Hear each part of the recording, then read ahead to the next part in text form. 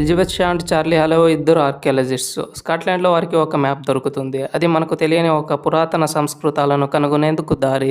తర్వాత మనుషులకు ముందు ఉన్న వారి నుంచి మనకు వచ్చిన ఒక ఇన్విటేషన్ లాంటిది అది.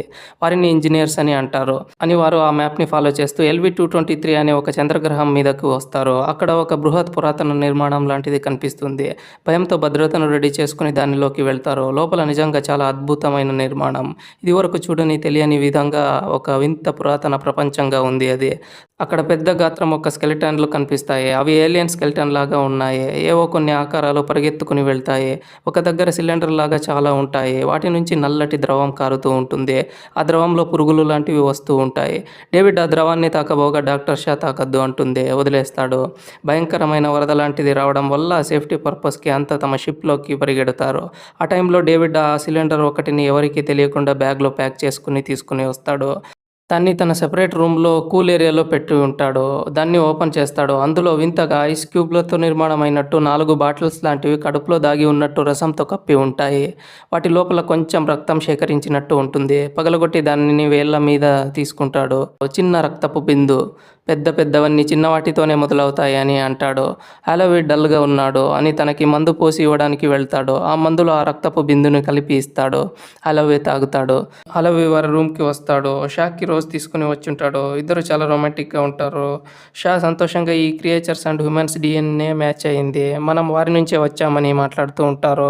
హాలోవే అవి ఎందుకు క్రియేట్ చేశాయి? ఇప్పుడు ఎందుకు చంపాలనుకుంటున్నాయి? అయినా లైఫ్‌ని క్రియేట్ చేసే దాంట్లో పెద్ద గొప్పేం లేదులే. ఎవరైనా క్రియేట్ చేయొచ్చు అని అంటాడు. షా చాలా బాధగా ఫీల్ అవుతూ కానీ నేను చేయలేనుగా అని ఏడవబోతుంది. అంటే తను పిల్లల్ని కనలేదు. సో హాలోవే నేను ఆ ఉద్దేశంతో అనలేదు అని వెంటనే వచ్చి సమాధానపరుస్తూ ఉంటాడు. ఆ టైంలో కిస్ చేస్తూ వారి ఇద్దరి మధ్య ఇంటిమేట్ అనేది జరుగుతుంది. నెక్స్ట్ డే మార్నింగ్ హాలోవే లేచి ఫ్రెష్ అవ్వడానికి అని మిర్రర్ ముందుకి వస్తాడు. ఆశ్చర్యపోతాడు. దేహం సన్నగయ్యి కళ్ళు ఎర్రగా రక్తం వస్తున్నట్టు ఉంటాయి. ఏమో అయింది అని తెలుస్తుంది తనకి. వెనకటి రోజు రాత్రి వీరి క్రూ ఇద్దరు ఆ క్రియేచర్స్ ప్లేస్‌లో సస్పీషియస్‌గా చనిపోయి ఉంటారు. సో కెప్టెన్ కూడా కలిసి అందరూ వెళ్తారు. హాలోవే చాలా బాధగా ఉండి చాలా బాధపడుతూ ఉంటాడు. లోపల వెళ్తూ కింద పడిపోతాడు నడవలేక. షా నువ్వు అనారోగ్యానికి గురయ్యావు అంటే హలో పర్లేదు నేను బాగానే ఉన్నాను అని అంటాడు. కొద్దిసేపటికి మళ్ళీ కింద పడిపోతాడు. లేవలేకపోతాడు. ఏదో ఇన్ఫెక్షన్ అయింది అని తెలుస్తుంది. సో త్వరగా షిప్‌కి తీసుకెళ్ళాలి అని షా అరుస్తుంది. ఇక వెళ్ళి తీరాలి అని ఫోర్స్ వచ్చినప్పుడు అంతా హాలోవేని తీసుకొని షిప్‌కి బయలుదేరుతారు. కానీ హాలోవే నిమిషానికి మారిపోతూ ఉంటాడు. తలని పట్టుకుని అరుస్తూ ఉంటాడు. ముఖమంతా మారిపోయి ఉంటుంది. ఒక వింత జీవిలా అయిపోయి ఉంటుంది ముఖమంతా. ఇదంతా మిషన్ డైరెక్టర్ వికర్స్ టీవీలో చూస్తూ ఉంటుంది. వీళ్ళు షిప్‌లోకి ఎంటర్ అవుతుండగా వికర్స్ వాళ్ళని లోపలికి రానివ్వదు. హాలోవేని తప్ప మిగతా అందరూ రావచ్చు అని చెప్తుంది.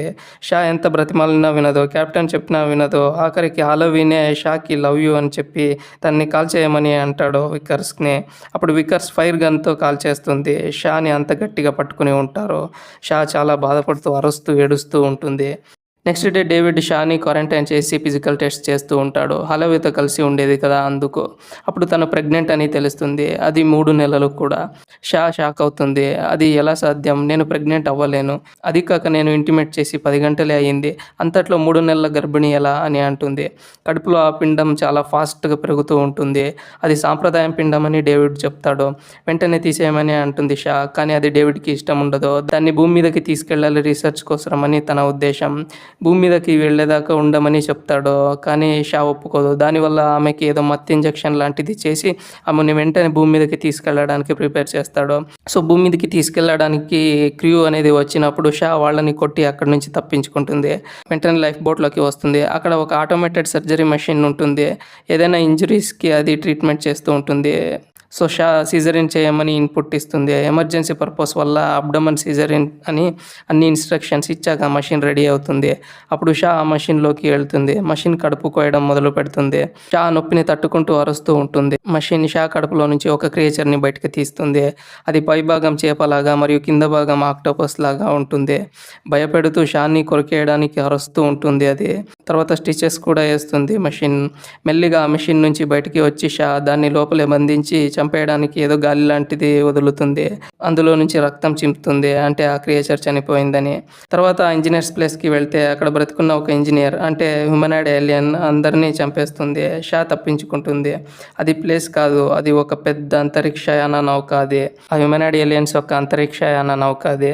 దాన్ని వేసుకుని ఆ ఇంజినీర్ భూమి మీదకి వెళ్తూ ఉంటుంది. భూమిని నాశనం చేయడానికి. దీన్ని షా కెప్టెన్‌కి చెప్పి తన షిప్‌తో దాన్ని ఢీకొట్టి ఆ షిప్‌ను ఆపడానికి ఒప్పిస్తుంది. కెప్టెన్ మరియు తన క్రూ భూమి జనత కోసం తమ ప్రాణాలను అర్పిస్తూ తమ షిప్‌తో ఢీకొట్టి ఆ ఇంజినీర్స్ నౌకని బద్దలు కొడతాయి. కానీ ఆ ఇంజినీర్ బ్రతికే ఉంటాడు.